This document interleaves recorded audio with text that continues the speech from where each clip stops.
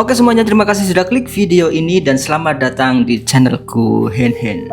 Guys, kali ini aku akan ngebahas tentang satu buah kisah kriminal lagi yang perlu banget kita bahas di sini guys. Karena dari kasus ini nantinya kita bisa belajar untuk tidak usah percaya lagi dengan hal-hal apapun itu yang berkaitan dengan yang namanya dukun. Terutama dengan seorang dukun yang akan aku bahas kali ini guys, yaitu tentang seorang dukun yang katanya bisa menggandakan sejumlah uang. Jadi bagaimana kisah selengkapnya dengan kasus si dukun pengganda uang ini? Oke lah, akan aku bahas di sini sedetail yang aku bisa guys.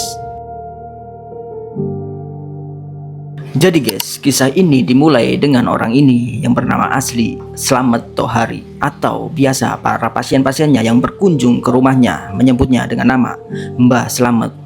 Mbah Slamet ini tinggal di Desa Balun, Kecamatan Wanayasa, Banjarnegara, Jawa Tengah. Mbah Slamet dikenal sebagai orang yang tertutup dan tidak pernah serawung dengan warga sekitar. Serawung itu adalah istilah dari bahasa Jawa yang artinya sosialisasinya Mbah Slamet dengan warga sekitar itu sangat buruk.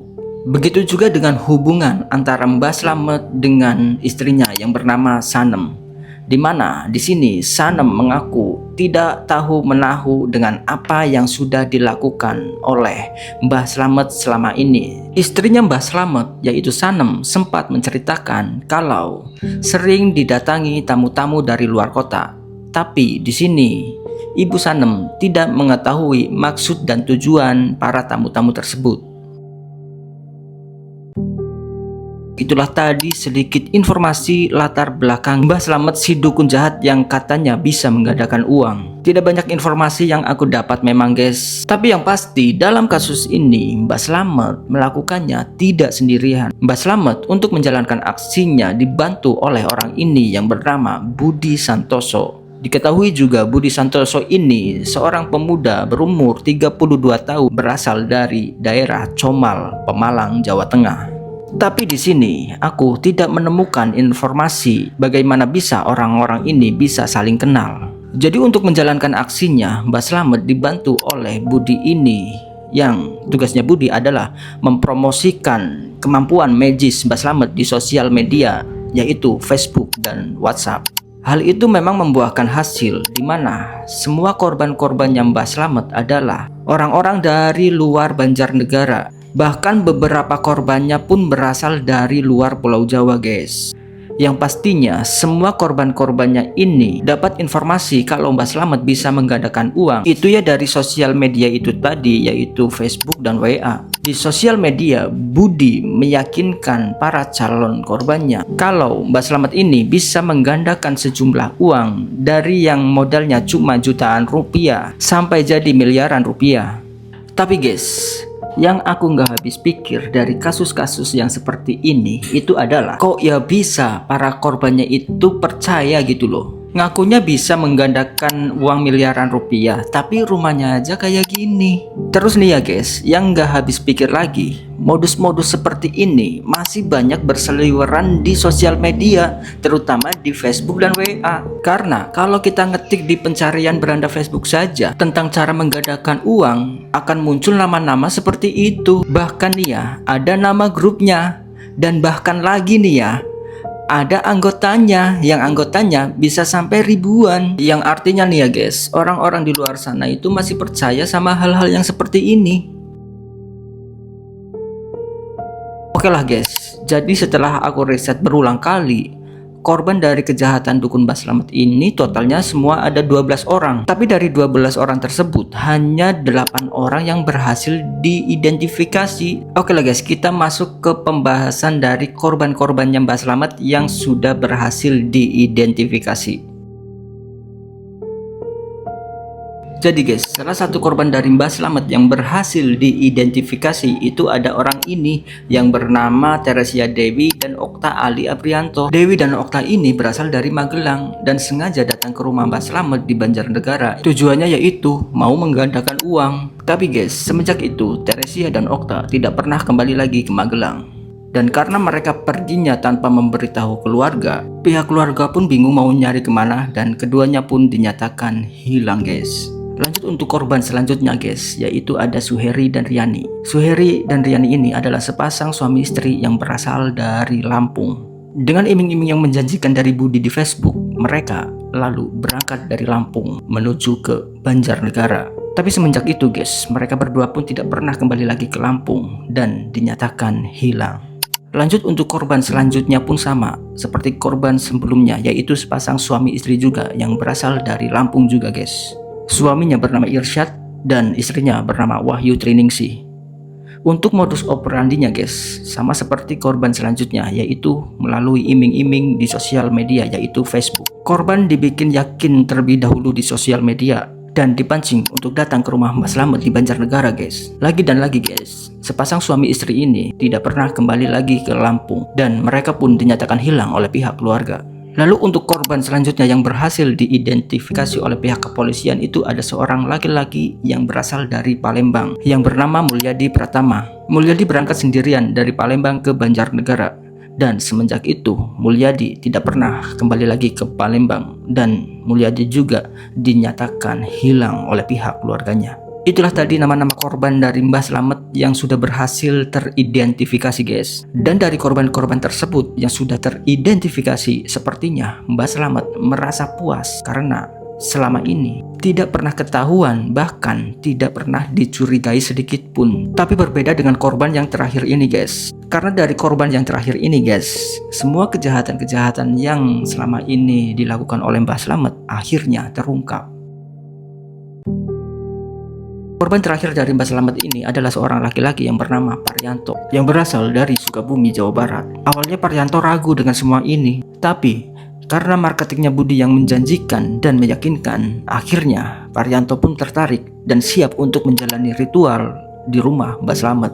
Setelah melakukan komunikasi dengan kaki tangannya Mbah Slamet, yaitu Budi, tepatnya pada Juli 2022, Paryanto akhirnya pergi ke rumah Mbah Slamet bersama anak laki-lakinya yang cuma berdua dengan membawa uang sebanyak 70 juta rupiah yang maksudnya itu mau digandakan. Paryanto dan anaknya pun sampai di rumah Mbah Slamet di Banjarnegara.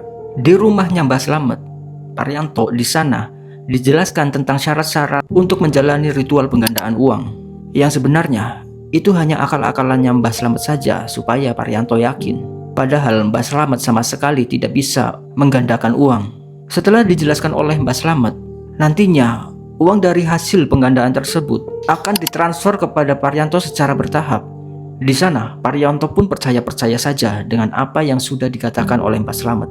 Lanjut beberapa hari kemudian setelah Paryanto sudah balik ke rumahnya yaitu di Sukabumi. Di sana, Paryanto menerima transferan uang sebanyak 11 juta dari Mbah Slamet. Yang katanya itu hasil dari penggandaan uangnya yang sudah cair. Di sini Paryanto tidak tahu yang ternyata kalau uang 11 juta rupiah itu diambil dari uangnya Paryanto sendiri yang beberapa hari lalu diberikan ke Mbah Slamet. Kemudian setelah beberapa hari berlalu, di sini Paryanto mulai merasakan gelisah karena belum juga mendapatkan transferan lagi dari Mbah Slamet yang katanya transferan itu akan Mbah Slamet lakukan secara bertahap setiap beberapa hari sekali. Kemudian Paryanto mencoba menghubungi Mbah Slamet, tapi di sana Paryanto diminta oleh Mbah Slamet untuk datang ke rumahnya untuk menjalani ritual sekali lagi. Tapi kali ini Paryanto datang ke rumah Mbah Slamet itu sendirian dengan mengendarai mobilnya sendiri dari Sukabumi tanpa ditemani anaknya. Awalnya Paryanto merasa takut karena mau menagih uang sebanyak itu sendirian guys. Tapi karena berbagai macam hal, akhirnya Paryanto memberanikan diri untuk datang ke rumah Mbah Slamet sendirian guys. Setelah sampai di rumah Mbah Slamet, Paryanto pun semakin merasa takut lagi karena untuk menjalani ritualnya akan dilaksanakan di sebuah kebun kosong yang jaraknya lumayan jauh dari rumah Mbah Slamet guys. Karena Paryanto merasa takut untuk jaga-jaga, di sini Paryanto mengirimkan pesan singkat kepada anaknya yang sedang berada di Sukabumi guys. Paryanto pun juga mengirimkan titik lokasi terakhir kepada anaknya, yang dimana titik lokasi terakhir itu berada di rumah Mbah Slamet guys. Yang nantinya jika terjadi sesuatu, Paryanto pun pesan kepada anaknya untuk datang ke rumah Mbah Slamet dengan ditemani oleh aparat. Selang beberapa jam dari Paryanto mengirimkan pesan tersebut, nomor HP Paryanto sudah bisa dihubungi lagi, begitupun dengan nomor WA-nya, yang membuat keluarga di Sukabumi jadi lebih khawatir dan panik juga tentunya. Lalu, tepatnya pada tanggal 27 Maret 2023, pihak keluarga Parianto melaporkan kejadian ini kepada Polres Banjarnegara. Di sana, pihak keluarga mengatakan bahwa salah satu anggota keluarga mereka, yaitu Parianto, dinyatakan hilang setelah berkunjung ke rumah Mbah Slamet 3 hari yang lalu, tepatnya pada tanggal 24 Maret 2023. Setelah mendapati laporan dari pihak keluarganya Parianto, kemudian tanggal 1 April 2023, pihak kepolisian Resor Banjarnegara baru bisa mendatangi rumah Mbah Slamet, guys. Di sana Mbah Slamet akhirnya ditangkap tanpa bisa berkutik lagi, guys. Dan Mbah Slamet dibawa ke kantor polisi untuk dimintai keterangan. Setelah diinterogasi, guys, akhirnya Mbah Slamet mengakui bahwa Parianto sudah dia habisi dan jasadnya dikuburkan di sebuah kebun kosong yang jaraknya sekitar 1,5 km dari rumahnya. Setelah melakukan penggalian dari korban Parianto, di sana pihak kepolisian dikejutkan dengan penemuan jasad lain selain jasad Parianto. Dan di sana pun Mbah Slamet mengatakan bahwa bukan cuma ada satu jasad, melainkan ada 12 jasad lainnya yang sudah ia kuburkan di sana, yang jaraknya saling berdekatan antara kuburan yang satu ke kuburan yang lainnya. Penemuan ini pun sempat membuat gempar semua masyarakat desa Balun pada saat itu. Dari semua korbannya, Mbah Slamet menghabisinya dengan cara yang sama, yaitu mengajaknya ke sebuah kebun kosong, dan di sana Mbah Slamet memberinya segelas minuman yang sudah dicampur dengan potasium dan obat penenang, yang lebih tepatnya itu adalah racun. Yang semuanya itu beralasan dengan ritual penggandaan uang. Setelah korbannya meminum air tersebut, efek samping yang dirasakan korbannya adalah mereka merasa pusing dan tidak berdaya. Setelah para korbannya pingsan dan tak sadarkan diri, lalu Mbah Slamet menggali sebuah lubang untuk akhirnya korban yang telah pingsan itu nantinya dimasukkan ke dalam lubang tersebut dan dikuburnya secara hidup-hidup oleh Mbah Slamet. Lalu untuk motifnya sendiri, yaitu Mbah Slamet ingin menguasai sepenuhnya harta benda milik para korbannya, guys. Yang nantinya hasil dari semua itu akan Mbah Slamet gunakan untuk membayar hutang-hutangnya yang sudah menumpuk. Dari kasus ini akhirnya Mbah Slamet dijatuhi hukuman mati oleh Pengadilan Negeri Banjarnegara.